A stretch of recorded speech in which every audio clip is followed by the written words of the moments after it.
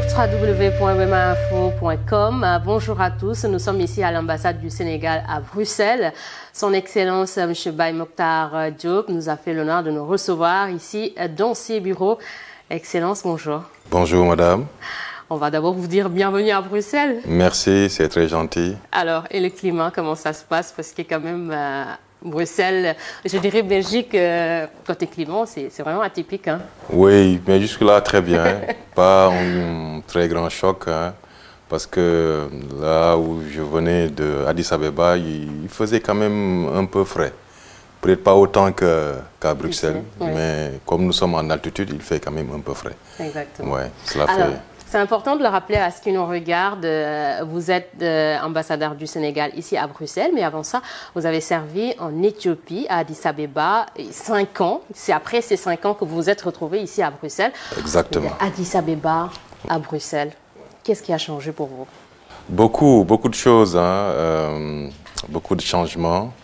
Parce qu'à Addis Abeba, nous sommes dans la capitale politique de l'Afrique, où il y a 55 États africains représentés. Beaucoup d'activités au plan politique, au plan diplomatique. C'est de là-bas que les décisions et les initiatives qui concourent à façonner les positions communes africaines et sa position diplomatique dans le concert des nations, c'est de Addis Abeba que ces positions-là sont prises. Donc c'est un poste immense, très important, qui a quand même des recoupements avec Bruxelles, capitale de l'Europe, où donc un pôle diplomatique assez important avec beaucoup d'États africains représentés et qui travaille en interrelation avec le groupe des ACP, des Caraïbes et du Pacifique. Je rappelle qu'une partie de la diaspora africaine dans le monde se trouve en Europe, dans les Caraïbes et au Pacifique. Donc, différence en termes de perspective, en termes de volume de travail, mais continuité également, puisque certaines décisions sont mises en œuvre ici à Bruxelles. Donc, en termes de volume de travail, vous mettrez Addis Abeba devant Bruxelles? En premier, oui, exactement. C'est un peu l'équivalent de l'Union européenne pour les Européens. Il est vrai que pour un pays européen comme la Belgique ou la France, en termes de volume de travail, c'est Bruxelles. Alors, de la même manière, pour un pays africain comme le Sénégal, c'est forcément Addis Abeba. Et le jour où le président Macky Sall vous a appelé pour vous annoncer cette nomination, vous avez fait quoi? Vous avez sauté de joie ou dire je vais quitter Addis Abeba pour aller à Bruxelles, ou c'était oh, je suis vraiment désolé? Non, c'est avec beaucoup d'humilité qu'on prend ces nominations-là. Parce que Bruxelles également est un poste très important dans notre réseau diplomatique. Vous en savez certainement quelque chose. Nos relations avec l'Europe sont des relations très profondes et très anciennes, qui remontent au début de nos indépendances, avec ce que vous connaissez comme les conventions de Yaoundé 1, Yaoundé 2, Lomé 1, Lomé 2, jusqu'à maintenant où on parle de Cotonou et de post-Cotonou. C'est des relations anciennes, très profondes, qui trouvent leur enracinement dans l'histoire et la géographie. Et donc, quand vous quittez Addis Abeba pour venir à Bruxelles, vous vous dites que, oui, vous bénéficiez donc de la confiance du président de la République parce que vous enchaînez 2 postes importants. Et j'ai quitté Addis Abeba avec un peu de regret parce que c'est durant l'année où le président Macky Sall devait être désigné président d'exercice de l'Union africaine. Et j'aurais bien aimé continuer à le servir, à le représenter, à représenter le Sénégal à l'Union africaine. Oui, c'est parce qu'il faut le rappeler aussi, vous étiez aussi un représentant aussi auprès de l'Union africaine. De l'Union africaine, oui. Mais de l'un dans l'autre, il n'y a pas de perte. Je pense que d'ici également, je peux continuer à servir comme je le faisais à Addis Abeba, en étant bien conscient que c'est un grand défi également pour moi. Et justement, nous parlons de l'Union africaine. Vous êtes auteur du livre Union africaine entre ambition et volonté. Regarde un ambassadeur africain en poste à Addis Abeba, publié en janvier 2022 chez l'Harmattan. Et d'ailleurs, qui a été préfacé par le président Macky Sall. Et dans ce livre, j'ai remarqué que vous avez beaucoup utilisé le terme unité politique. Vous pensez encore que c'est possible en Afrique? C'est encore possible. Mais mon sentiment après 5 années passées là-bas à Addis Abeba est que ça va prendre encore du temps. Parce que le rythme d'avancement est relativement lent. C'est l'unité politique, je pense, l'Afrique n'a pas la spécificité de ces difficultés-là. Même ici à Bruxelles, nous voyons combien il est difficile parfois de marcher au même rythme. Oui. Parce que les intérêts ne sont pas les mêmes. Mais il n'y a pas de quoi se décourager. Les États qui forment les organisations internationales sont des États souverains, souvent avec des opinions publiques différentes. Nous pouvons être 55 pour ce qui est de l'Afrique, mais il faut bien considérer que ces 55 États pris individuellement, chacun avec ses intérêts qui peuvent différer des intérêts des autres. Et donc il y a un effort permanent de rapprochement des positions, un effort permanent de rapprochement des uns envers les autres pour pouvoir marcher au même rythme. Mais à l'heure du bilan, quand j'ai quitté, il est vrai que depuis 1963, l'année de la création de l'Union africaine, et ce que proposaient les pères fondateurs comme Jomo Kenyatta, Léopold Sédar Senghor, Kwame Nkrumah, je pense que si on les réveillait aujourd'hui de leur tombe, de leur repos, et qu'on leur disait que non, nous ne sommes pas encore arrivés à l'unité politique que vous nous avez tant vantée, ils seraient certainement un peu déçus. Très surpris, mais compte tenu, disons, de la complexité du monde actuel, je pense, on a fait ce qu'il était possible de faire dans le contexte, dans les contextes, hein, j'utilise les pluriels que nous avons traversés de 1963 à maintenant. Quand vous dites que c'est difficile, c'est clair que vous affirmez qu'il y a des goulots d'étranglement. Si vous devriez aujourd'hui en citer juste 3, ce serait nickel. 3 principaux. Principalement, et que j'ai relevé dans le livre, c'est parfois des décisions qui ne sont pas sous-tendues par une volonté ferme. Il m'a été donné de remarquer qu'on s'empressait parfois de prendre des décisions dans l'euphorie, en négligeant la réflexion et la préparation en amont de nos opinions publiques respectives, qui pouvaient donc faciliter l'adoption, c'est des traités, hein, des conventions de ces documents, de ces instruments juridiques internationaux, et leur ratification.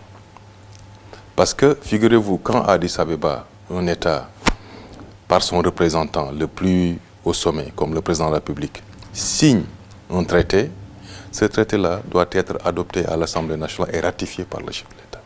Si l'opinion nationale du pays signataire est réticent à la mise en œuvre de ce traité-là, mais le traité ne sera jamais mis en œuvre.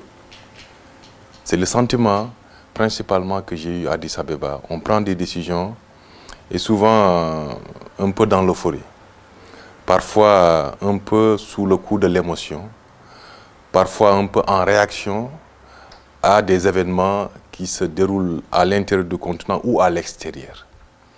Et donc le rythme de mise en œuvre en pâtit énormément. Ça, c'est un des goulots de traitement. Le deuxième, c'est bien un autre qui pourrait faire office de deuxième goulot d'étranglement, c'est à l'intérieur de l'Union africaine, il y a des groupes régionaux. Il y a par exemple le groupe Afrique de l'Ouest, amené par la CEDEAO, la SADC avec l'Afrique centrale, avec l'Afrique australe, la CIAC par exemple pour ce qui est de l'Afrique centrale, la East African Community pour l'Afrique de l'Est, l'IGAD pour la Corne de l'Afrique. En général, il y a entre ces communautés économiques régionales différentes positions de groupes, souvent opposées. Et la prise de décision mais c'est quoi? C'est parce qu'ils n'ont pas les mêmes objectifs? Ils n'ont pas les mêmes objectifs, ils n'ont pas les mêmes intérêts. Et ils ne marchent pas au même rythme. Et donc le consensus est très très difficile dans ces conditions-là. Et parfois, les groupes s'auto-neutralisent et on n'avance pas ou on avance très très très lentement. Il y a un troisième, vous m'avez demandé trois, oui. C'est le mode de prise de décision au niveau de l'Union africaine. C'est le consensus, ce n'est pas le vote. Toutes les décisions sont prises par consensus. Le consensus, ça veut dire quoi? Ça veut dire que nous sommes un groupe ici, soit nous sommes tous d'accord, ou bien celui qui a des réserves ne les émet pas de façon trop visible. Son opposition n'est pas marquée. Je ne suis pas avec vous tellement, mais j'ai quand même quelques réserves. Mais en tout état de cause, je peux vous laisser avancer. Et souvent, si les réserves sont assez fortes, il faut bien s'attendre à ce que le groupe de pays, que ce soit, disons, un nombre réduit ou un nombre relativement élevé, ce groupe-là ne mettra pas en œuvre cette décision. Donc, je pense que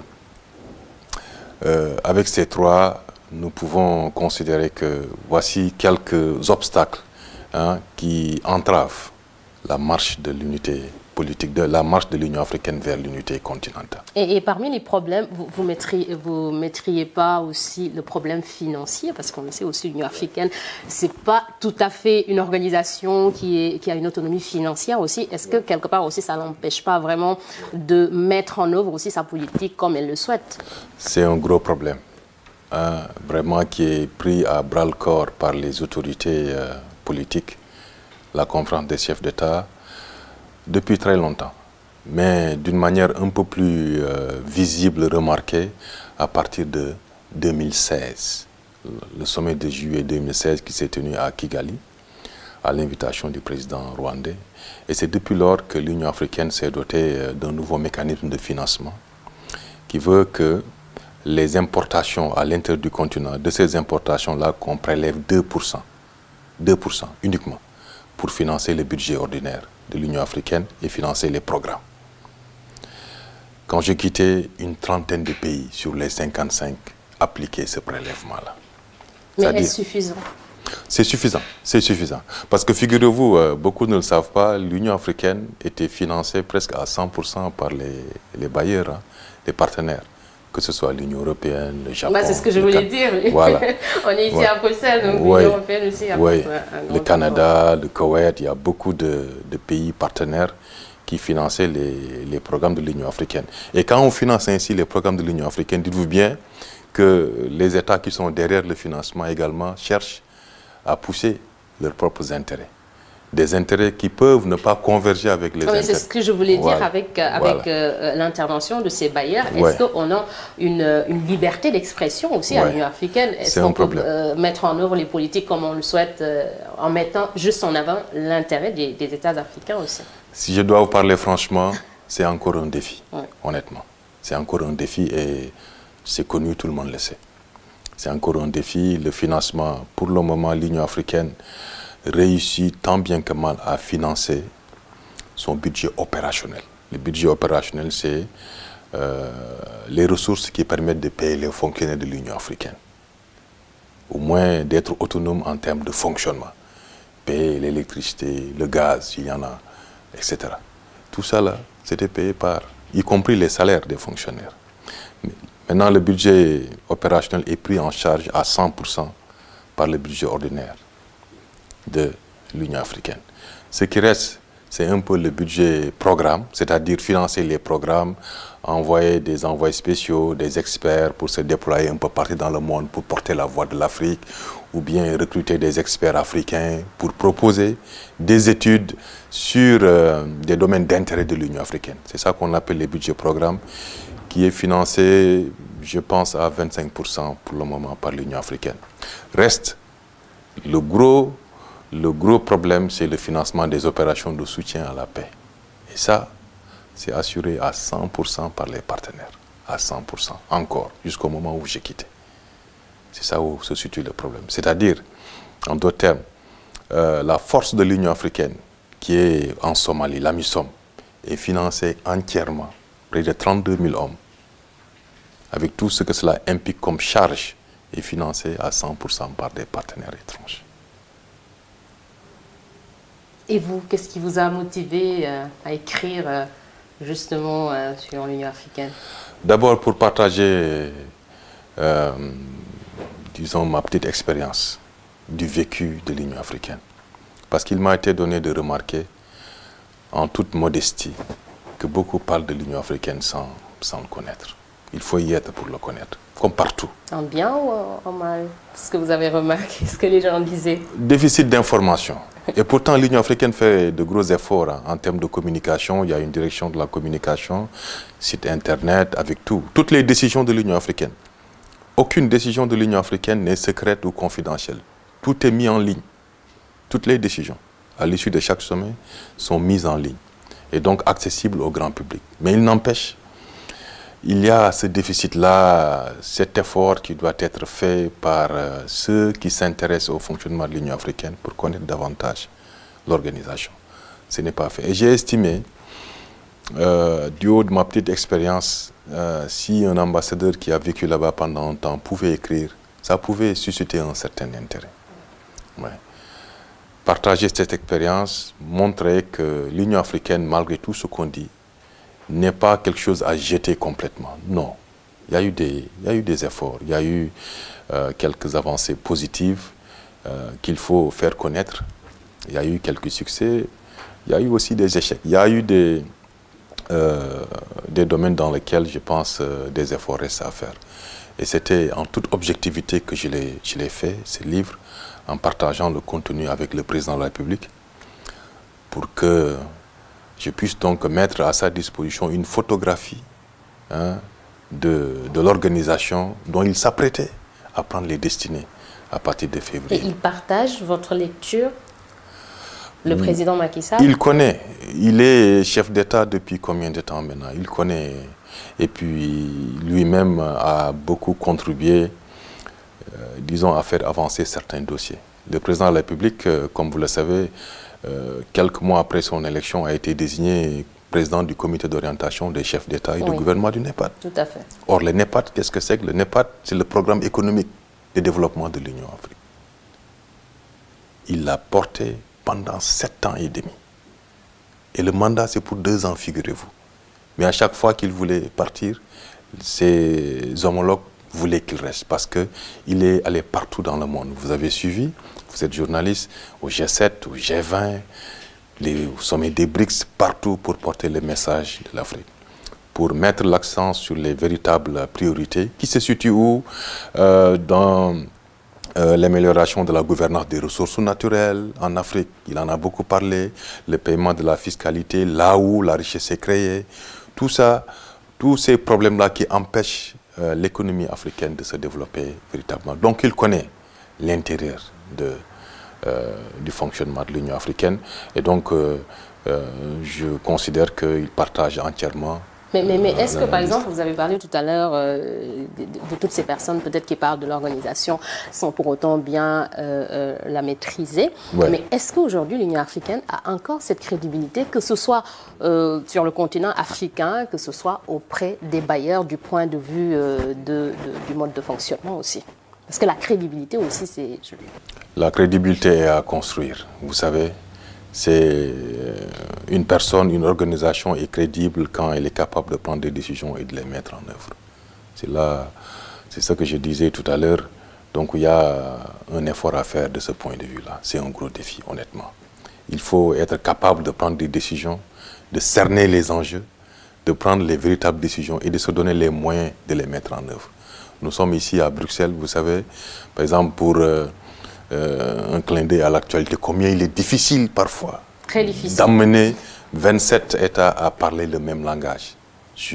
Parce que souvent les intérêts ne sont pas les mêmes et les réalités d'un pays ne sont pas les réalités d'un autre. Donc c'est souvent ce qui fait qu'il y a beaucoup de problèmes.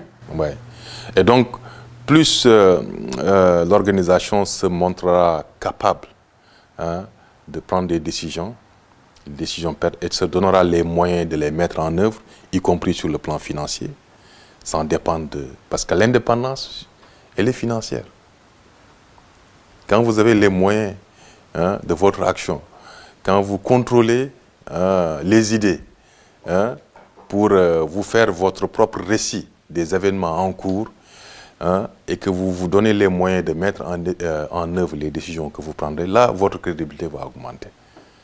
Donc, c'est un processus qui est en cours. Je sais que des chefs d'État comme le président du Sénégal est très engagé de ce point de vue-là. Il reste également un chef d'État qui a une carrure et un leadership international vraiment qui lui permet de parler à ses homologues. Et justement, au-delà de ces problèmes dont on parle tout à l'heure, le président Macky Sall, c'est vrai, il vient juste d'être nommé président à un exercice de l'Union africaine, mais aujourd'hui, actuellement, on sait tous ce qui se passe en Afrique. Le président Macky Sall va devoir faire face à des défis énormes comme le terrorisme, comme les coups d'État en Afrique. Donc, il y a beaucoup de problèmes. Est-ce que vous pensez qu'il a vraiment l'étoffe pour gérer tout ça comme il le faut? L'étoffe, il l'a. Le leadership, il l'a. Maintenant, ce qu'il n'a pas, c'est-à-dire le pouvoir de décider à lui seul. Je vous ai dit le mode de prise de décision. Il peut avoir les meilleures idées, convaincre ses pairs d'aller dans un sens donné, de porter leur voix à l'international. Il reste que, il faut que ceux qui sont avec lui marchent au même rythme que lui et veuillent donc mettre en œuvre ces décisions-là. Et je pense qu'il a donné disons, un signal très fort depuis son élection. Les priorités sont partout en Afrique, hein, et le mandat dure 1 an. Mais est-ce que, par exemple, ce manque, par exemple, d'autonomie financière, je dirais même en manque aussi de liberté d'expression, est-ce que ça fait pas, ça rend pas plus difficile aussi la tâche, surtout pour gérer tout ce qui est coup d'État en Afrique, parce qu'aujourd'hui, on le voit, il y a des problèmes en Afrique, mais il est très difficile pour ces organisations de venir à bout de tous ces problèmes. Ouais. Oui, encore que sur les... Parce que là, c'est la question vraiment de la crédibilité qui se joue. Oui, je suis bien d'accord avec vous et je sais que, par exemple, si les derniers coups d'État, disons... on a Mali, on a Guinée... C'est en Afrique de l'Ouest. C'est en Afrique de l'Ouest. Oui, c'est en Afrique de l'Ouest. Et donc, c'est la CEDEAO qui est en première ligne. Burkina. Voilà, c'est la CEDEAO qui est en première ligne. Et je pense que nous apprécions tous la fermeté de la CEDEAO sur cette question. Ça dure depuis plus d'1 an, hein, pour le Mali, par exemple, mais la CEDEAO est restée très ferme. Il faut être ferme et rester également un peu flexible, parce que les pays sont souverains. Le Mali est un État souverain qui a une population qui décide des autorités qui vont les représenter au plus haut sommet. Ce n'est pas la CEDEAO. Donc c'est une contrainte avec laquelle il faudra composer. Et donc qu'il s'agisse de la CEDEAO ou de l'Union africaine, ils sont obligés de travailler ensemble, mais je pense ici que le grand rôle aussi devrait être joué, ce grand rôle devrait être joué aussi par l'Union africaine. Oui. Encore que sur des dossiers comme ça, l'Union africaine vient en appoint aux décisions qui sont prises par les communautés économiques régionales. C'est ce qu'on appelle chez nous, et les délégués des États membres y tiennent comme à la prunelle, hein, de leurs yeux, le principe de subsidiarité et de complémentarité. C'est-à-dire l'Union africaine intervient en soutien aux communautés économiques régionales. Parce que rappelez-vous que dans le cadre de la création de la communauté économique africaine, la CIA, il y a 8 économiques régionales qui ont été donc reconnues par l'Union africaine. La CEDEAO en est une. Et donc l'idée est de responsabiliser, hein, les communautés économiques régionales. Pour nous, c'est la CEDEAO. Et à chaque fois que la CEDEAO a pris une décision, par exemple sur les questions politiques comme le coup d'État, l'Union africaine endosse l'entièreté de la décision. Et d'ailleurs, vous avez remarqué dernièrement que le président de la Commission de l'Union africaine participe au sommet de la CEDEAO, comme il participe au sommet des autres communautés économiques régionales comme la SADC, la CIAC, etc. C'est pour montrer à l'opinion africaine de façon générale que l'Union africaine et les communautés économiques régionales parlent le même langage. Donc, l'Union africaine, sur ces questions-là, ne peut pas faire plus que ce que les communautés économiques font. Ce que la CEDEAO est en train de faire. Voilà. Mais l'Union africaine peut toujours appuyer les décisions de la CEDEAO. Voilà. D'ailleurs, c'est ce qui se fait souvent. Parce qu'une fois la CEDEAO prend une décision au sortir d'un sommet des chefs d'État, le Conseil de paix et de sécurité de l'Union africaine, où le Sénégal siège, se réunit pour endosser la décision. On n'y ajoute rien, On ne retranche rien du tout. Nous sommes entièrement en phase avec.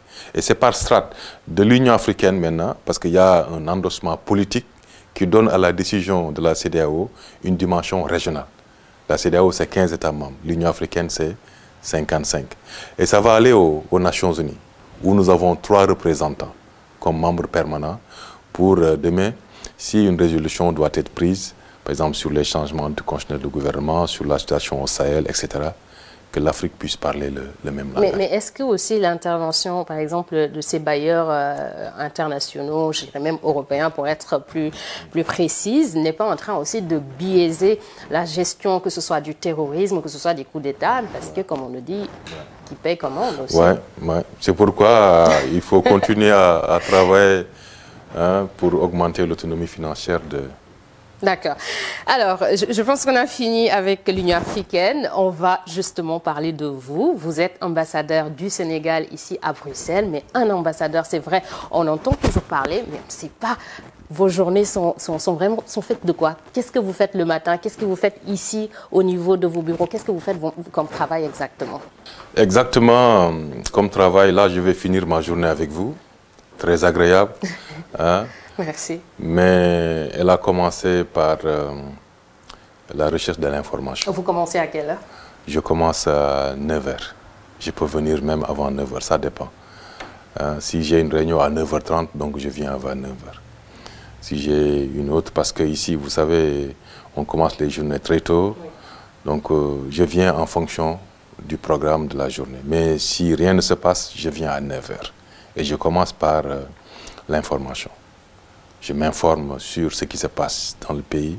Je m'informe sur ce qui se passe au Sénégal. Ouais. Parce qu'on peut m'interpeller sur les... C'est comme tout bon Sénégalais, hein, voilà. C'est ce qu'on fait aussi. Voilà, c'est exactement comme le travail de journaliste. Oui. Parce qu'une de nos missions principales, c'est l'information. C'est l'information. Alors, une fois qu'une information particulière mérite mon attention ou l'attention de mes autorités, j'essaie de creuser un peu plus par des sources officielles. Si ça mérite un compte-rendu, je le fais. Sinon, je garde. Donc, ça peut me prendre, disons, 1 h, 1 h 30. Après, je regarde mon agenda de la journée. Je peux avoir une réunion virtuelle. Je peux avoir un rendez-vous avec un collègue. Je peux avoir un rendez-vous à l'Union européenne ou au secrétariat des ACP. Et avec mon adjoint qui est là, on regarde ce qu'il y a à faire dans la journée, si on doit rencontrer d'autres personnes, si on doit recevoir d'autres personnes, de potentiels investisseurs qui s'intéressent au Sénégal, ainsi de suite. Et puis, le travail continue comme ça. Et la journée, probablement, pourrait se terminer maintenant un peu moins, puisque nous sommes en période Covid, qui nous laisse un peu, fort heureusement, par une réception. Offerte par un collègue ou un dîner, et ainsi de suite, quoi. D'accord. Ouais. Le président, il lui arrive de vous appeler directement? Oui. Oui. Et souvent, quand il vous appelle, c'est... Qu'est-ce qui peut motiver l'appel du président ou du ministre des Affaires étrangères ou de tout autre ministre, hein, parce que l'ambassadeur aussi est là pour le président de la République, pour chaque membre du gouvernement, pour les institutions. Par exemple, si c'est l'Assemblée, il y a l'Assemblée parlementaire, ACP, Union européenne, ainsi de suite. Ils peuvent avoir des sessions ici. Hein.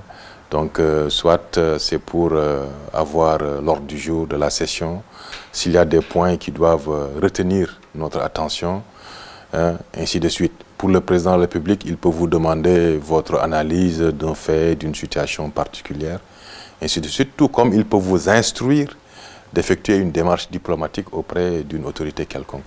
C'est valable également pour le ministre des Affaires étrangères. C'est pour ça. D'accord. Mais est-ce qu'un ambassadeur peut vraiment mener une vie normale, comme ma vie, ouais. Une vie d'une citoyenne lambda, c'est-à-dire je peux sortir quand je veux, aller au restaurant quand je veux. Vous êtes à Bruxelles, est-ce qu'il vous arrive d'aller même faire votre shopping à Louise ou je ne sais pas? Une vie très normale. En tout cas, moi, je mène une vie très, très, très normale, agréable. Tout dépend. Le week-end, je sors avec mes enfants. Je prends les transports en commun. Je peux me déplacer, aller à l'intérieur, aller à la plage avec mes enfants. Parce qu'un ambassadeur, il a une épouse, il a des enfants, ainsi de suite. Hein, il a des besoins. Seulement, il y a un effort à faire sur nous-mêmes. Nous devons garder à l'esprit que derrière nous, il y a l'image de tout un pays. Et donc, il y a des zones qui ne sont pas, disons, réputées vertes, où je ne dois pas aller, que je ne dois pas fréquenter. Il y a certaines fréquentations que je ne dois pas avoir. Parce que quand vous êtes ambassadeur, oui, vous êtes un être humain, mais à travers vous... Vous représentez tout un pays. Voilà. Donc, je dois faire attention à cela. À part cela, je quitte ici, je vais faire mon sport, je fréquente les salles de sport. Je peux répondre à une invitation d'une association de Sénégalais. Ici, le domaine culturel, n'importe quoi. Donc, tranquille, honnêtement. D'accord. Votre famille, surtout vos enfants, comment ils vivent? Parce qu'on le sait, la vie d'un diplomate souvent est faite de déplacements. Ouais. Là, vous venez de quitter Addis Abeba pour venir à Bruxelles. Comment vos enfants vivent souvent ces déplacements d'un pays à l'autre? C'est une situation très difficile et je pense que tous les diplomates s'en plaignent. C'est pourquoi d'ailleurs certains de nos collègues optent très souvent de rester carrément à Dakar et de faire leur carrière à Dakar. Parce que les diplomates, c'est à l'étranger, c'est aussi à la capitale. Moi, j'ai connu des collègues qui ont fait toute leur carrière à Dakar. D'autres choisissent tout simplement de laisser leurs enfants au Sénégal pour les stabiliser un peu sur le plan scolaire. Mais moi, personnellement, je me déplace avec mes enfants. Je sais que c'est très difficile. Côté études, ils n'ont pas de problème particulier. Mais ils se plaignent souvent de perdre des amis, un groupe d'amis qu'ils avaient, alors qu'ils viennent, ils recommencent une nouvelle vie. Et bon, cela vous prendra peut-être quelques mois. Le système éducatif aussi n'est pas le même. N'est pas le même, vous venez d'Éthiopie, vous venez ici à Bruxelles, ça change pour eux aussi. Ça change. Maintenant, la solution, c'est que, par exemple, pour nous qui sommes francophones, nous mettons nos enfants dans les écoles françaises. C'est privé. Ça vous coûte beaucoup d'argent, mais avec l'appui de l'État, peut-être vous pouvez réussir à vous en sortir. Hein? C'est ce que nous permet de voyager avec nos enfants. Encore que ce n'est jamais évident parce que l'école, il y a l'école, mais il y a aussi l'environnement, il y a les copains, il y a tout qui concourt à la réussite scolaire des enfants. Et donc, souvent, c'est des arbitrages très difficiles que les parents sont amenés à faire. Et chacun, en fonction de la sensibilité de ses enfants et des contraintes qu'il a, hein, décide de ce que, oui ou non, les enfants vont venir avec lui, ils vont rester avec leur maman. Il y en a qui sont séparés. Beaucoup de diplomates, il faut le dire, hein, vivent séparés de leurs conjoints. D'accord. Et pour vous, quelle est l'occasion parfaite pour partir à Dakar? Ou à chaque fois que vous partez à Dakar, c'est pour quelque chose d'officiel ou les missions officielles, oui. Oui. Je me déplace. Et familial? Oui. Familial, c'est normal, je vais à Dakar pour passer mes vacances chaque année. Hein, si je n'ai pas de contraintes professionnelles. Parce que si, par exemple, mes vacances au Sénégal coïncident avec une visite officielle du président ou du ministre, là, c'est fini, là. Ouais, donc je devrais donc programmer ces vacances-là. Donc je mets un point d'honneur à aller au Sénégal au moins une fois par année avec toute la famille. J'y vais également quand on m'appelle en consultation, ça peut arriver. J'y vais pour des missions ponctuelles, accompagner une autorité belge, rentrer rapidement, comme ça, avec l'autorisation de Dakar. Ouais. Pour le reste, moi, je reste à la disposition de l'administration. Si on a besoin de moi ici ou n'importe où, je suis disponible.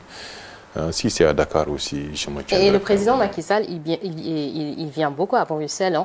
Mais est-ce que quand il arrive ici, il a l'obligation de passer par l'ambassade ou c'est l'ambassade qui pilote tout, qui organise tout.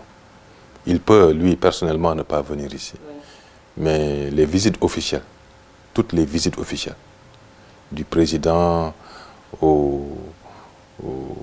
disons, moins gradé des fonctionnaires. Toutes les visites officielles sont coordonnées, gérées par l'ambassade. Mais il peut venir à Bruxelles et ne pas venir ici à l'ambassade. Oui. parce qu'il a d'autres programmes, il rencontre des hautes autorités ici. Souvent, son programme ne lui permet pas de venir à l'ambassade. D'accord. Voilà. Ou à la résidence, hein. Il y a ça oui. aussi. D'accord. Mais il le fait, il le fait. Il le fait souvent. Oui, il le fait souvent. D'accord. Alors, parlons aussi de votre mission. Hein. Donc, dans votre rôle d'ambassadeur, vous assurez aussi une mission de protection et de défense des ressortissants sénégalais établis ici en Belgique et au Luxembourg aussi, il faut le rappeler. Pensez-vous que ce rôle est pleinement assuré et que les Sénégalais qui sont ici en Belgique et au Luxembourg sont assez satisfaits du travail apporté par l'ambassade? Nous faisons de notre mieux. C'est très difficile de satisfaire tous les Sénégalais. C'est très, très, très difficile. Il faut garder à l'esprit que l'ambassade est un petit service administratif avec plusieurs missions, des missions diplomatiques, missions consulaires. Donc, les missions consulaires dont vous faites état constituent une partie de nos missions. Et il faut couvrir toutes ces missions-là. Donc moi, il peut m'arriver du matin au soir de m'activer pour d'autres missions qui n'ont aucune relation avec les Sénégalais. Mais si je ne le fais pas personnellement, c'est pourquoi j'ai des collaborateurs qui puissent me suppléer auprès des Sénégalais s'ils ont des activités. Et quand vous dites des missions qui n'ont rien à voir avec les Sénégalais, ça peut être quel genre de missions? C'est des missions diplomatiques, souvent sous le couvert du secret ou du confidentiel. Je suis instruit, par exemple, d'aller voir les autorités de l'Union européenne ou les autorités belges pour des questions hautement stratégiques. Ça me prend tout le temps, ça c'est possible. Il est vrai que si on analyse au sens large, si la mission réussit, mais ça va profiter à tout le Sénégal et donc à tous les Sénégalais. Voilà. Donc, c'est ça. Maintenant, les Sénégalais, les principales préoccupations tournent autour de la délivrance des papiers, passeports, cartes d'identité. Nous sommes en Belgique ici, nous avons une valise d'enrôlement des passeports. Nous ne pouvons pas produire, mais nous pouvons enrôler. Mais nous enrôlons uniquement les passeports. Donc si un Sénégalais a besoin d'une carte nationale d'identité, il vient à l'ambassade, nous disons, non, mon frère, ici, vous ne pouvez pas vous faire enrôler pour une carte d'identité. Il ne sera pas content. C'est clair. Non?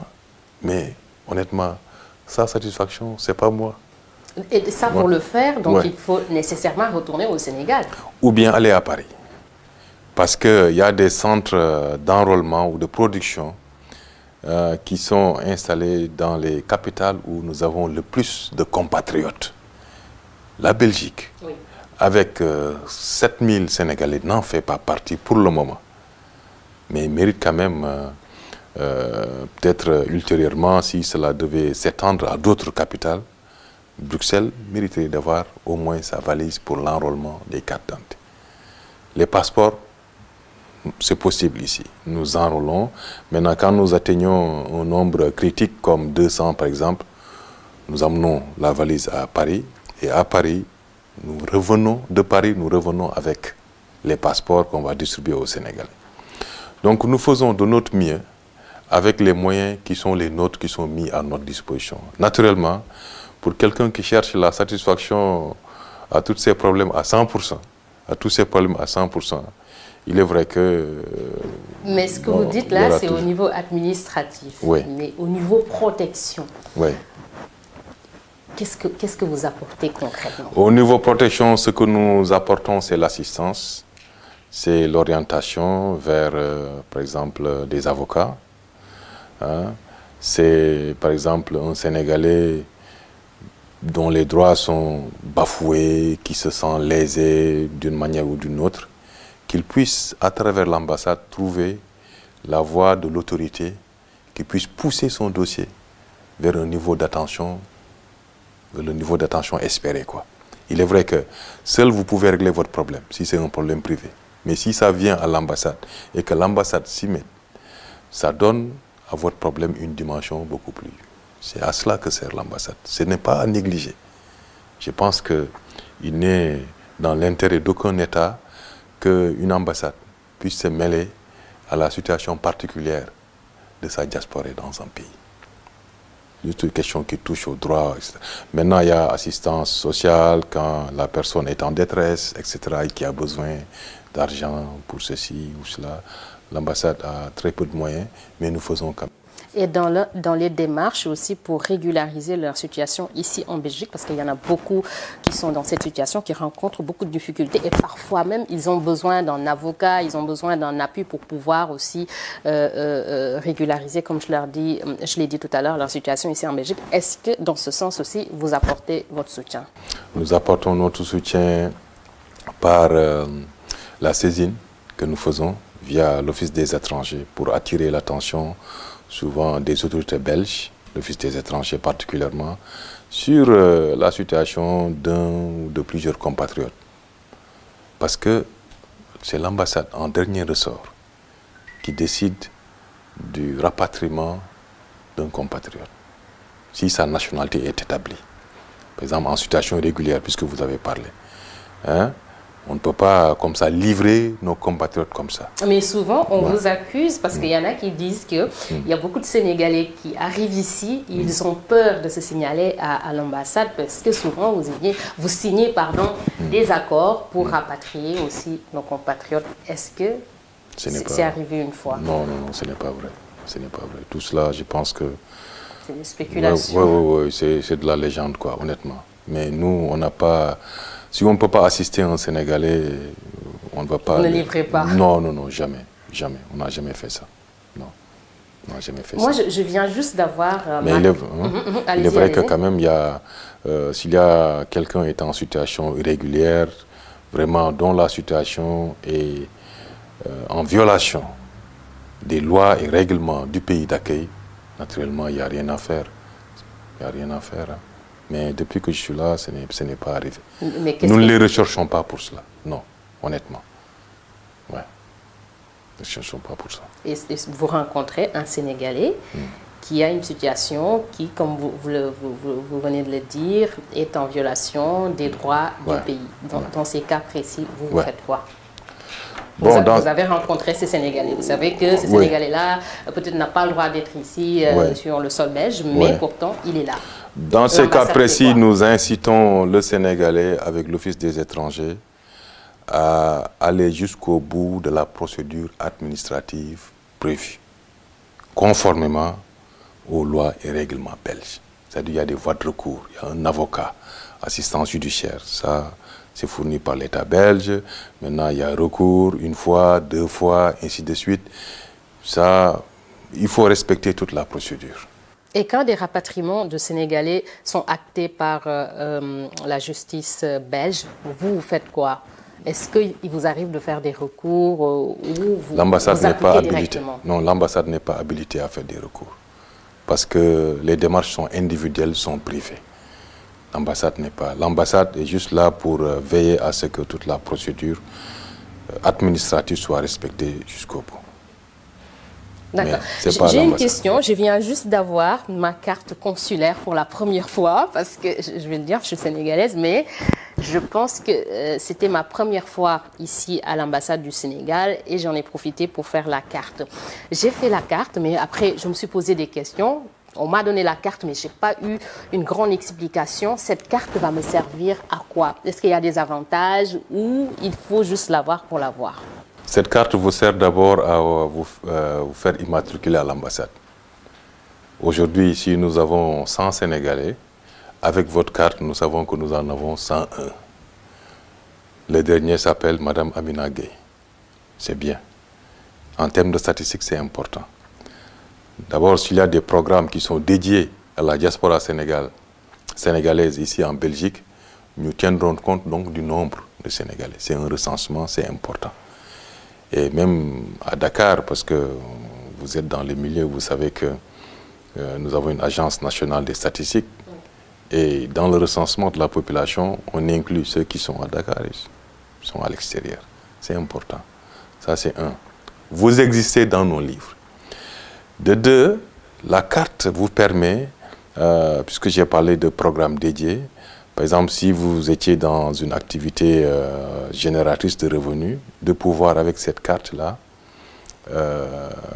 bénéficier d'un appui financier de l'État, comme le FAISE, que vous connaissez certainement. Oui, ouais. Avec Madame Nata Sam. Oui. Vous avez la carte d'identité, mais puisque vous avez la carte d'identité sénégalaise seulement, vous êtes arrivé en Belgique, votre vie est belle, vous êtes là-bas, vous ne vous êtes pas fait signaler.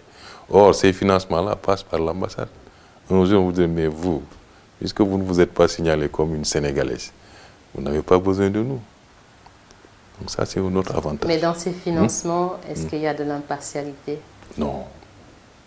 Tout est nickel. Il faut avoir une activité génératrice de revenus et avoir besoin de développer ces activités-là. Parce que l'idée, c'est que derrière l'activité génératrice de revenus de chaque Sénégalais ou de chaque Sénégalaise, il y a un rapatriement de fonds, mais qui profite aux Sénégalais, qui profite à la population sénégalaise restée au Sénégal et qui contribue à la lutte contre la pauvreté. Donc, il n'y a pas de sélectivité, il n'y a pas de critères politiques. D'ailleurs, on appuie même plus les femmes que les hommes. Parce qu'on sait qu'avec les femmes, ça marche. C'est les femmes qui gèrent le monde. Nous l'avons remarqué dernièrement, qui nourrissent le monde. Vous avez lancé un projet pour appuyer les femmes de la Belgique. Voilà. Donc, et ça facilite tout. Je pense qu'il suffit juste de rappeler que la Belgique a 14 pays dans le monde avec lesquels donc elle coopère. Et le Sénégal fait partie de ces 14. C'est immense hein, comme décision. Hein. C'est un privilège? C'est un privilège, oui, c'est un privilège. Et je rappelle que le dernier programme de coopération...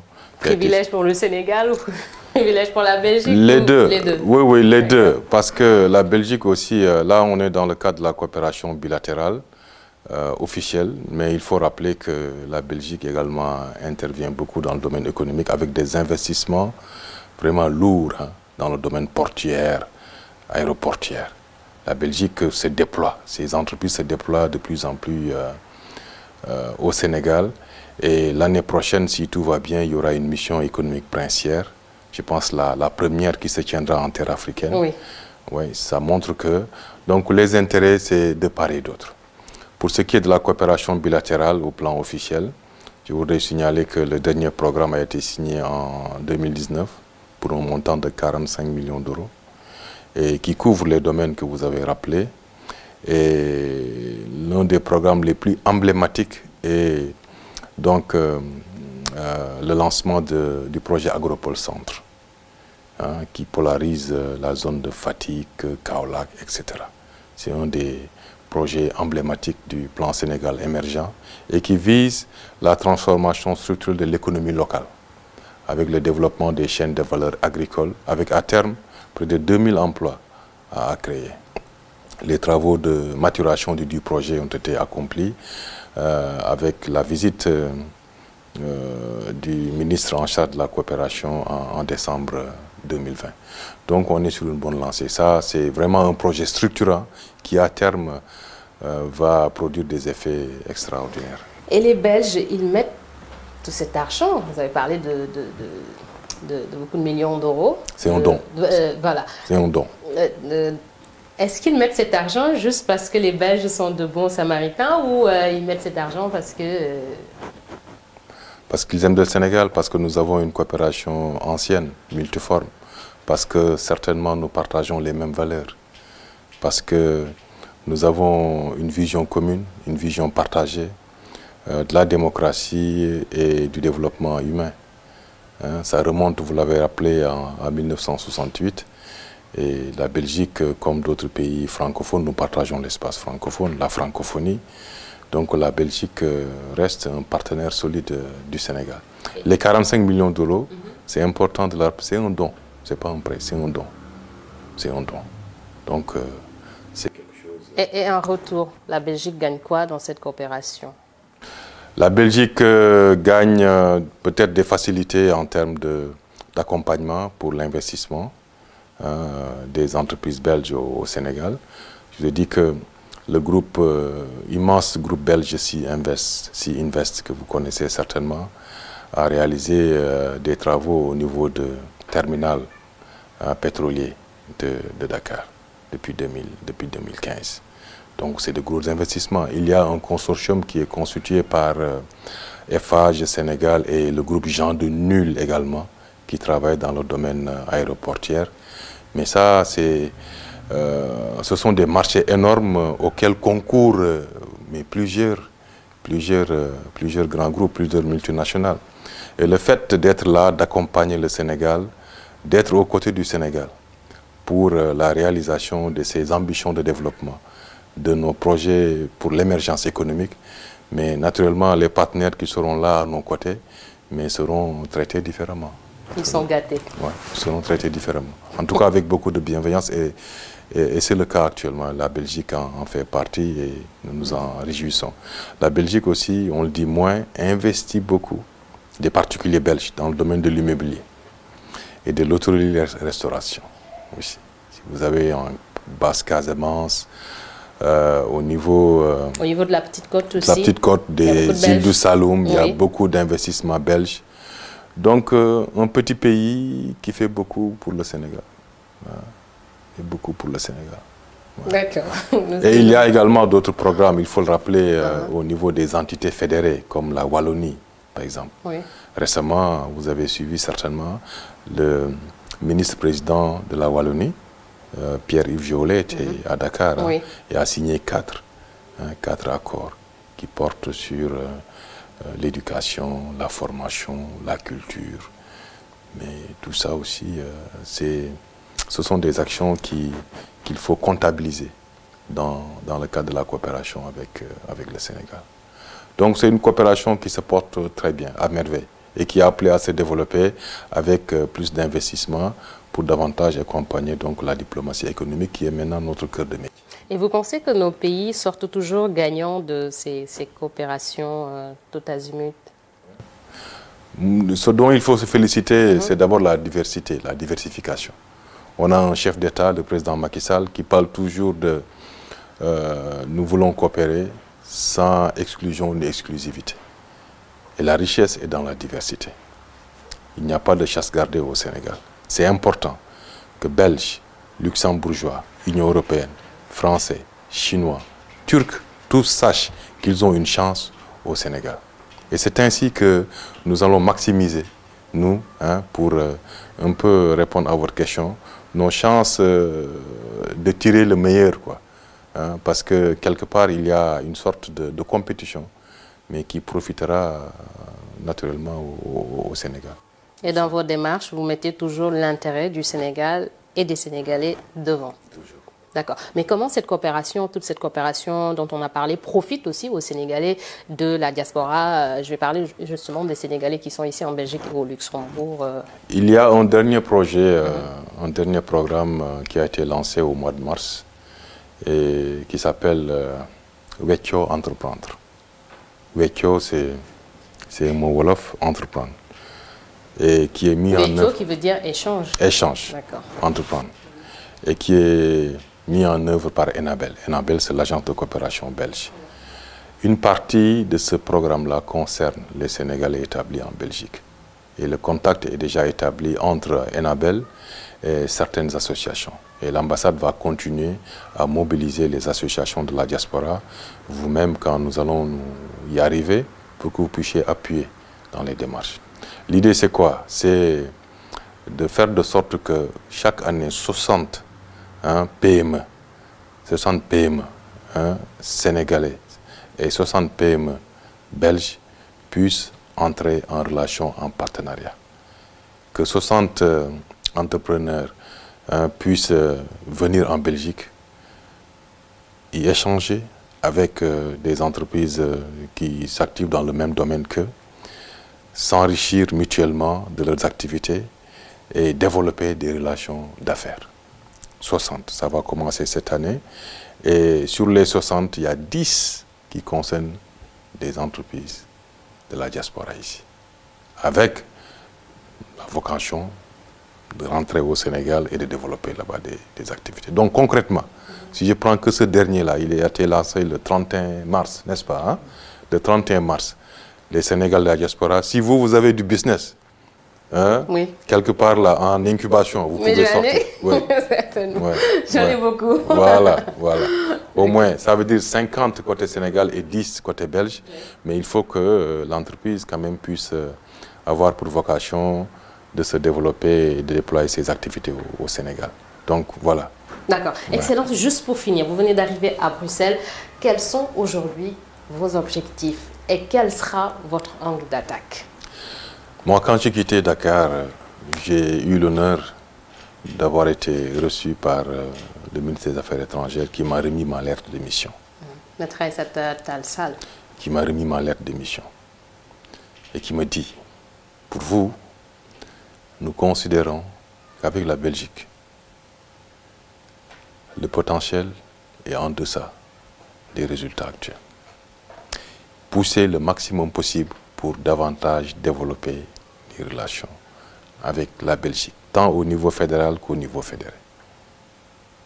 Nous vous laissons l'initiative. Vous savez, là où le Sénégal a besoin de la Belgique, et une fois sur place, je suis sûr que vous connaîtrez là où la Belgique peut apporter le Sénégal. Mais je souhaite qu'au terme de votre mission, que nous puissions dire qu'avec cet ambassadeur-là, nous étions à tel niveau de coopération, nous sommes arrivés à là. Donc, ma principale mission, conformément à ces instructions-là, c'est de diversifier davantage la coopération.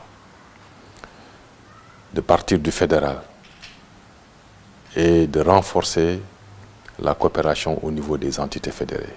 La Wallonie, c'est déjà nickel. Il va falloir se déployer davantage en Flandre, qui reste vraiment une entité très très développée avec des entreprises multinationales qui peuvent donc développer des activités au Sénégal. Et bientôt, il y aura un forum économique. Le bureau économique belge à Dakar va venir et ensemble, nous allons explorer donc, du côté de la foire de la Flandre qui se tiendra, je pense, quelque part vers le mois de juin. Donc, nous allons nous déployer, je pense, sur divers fronts. Hein? L'attrait des investissements, toujours l'attrait des investissements.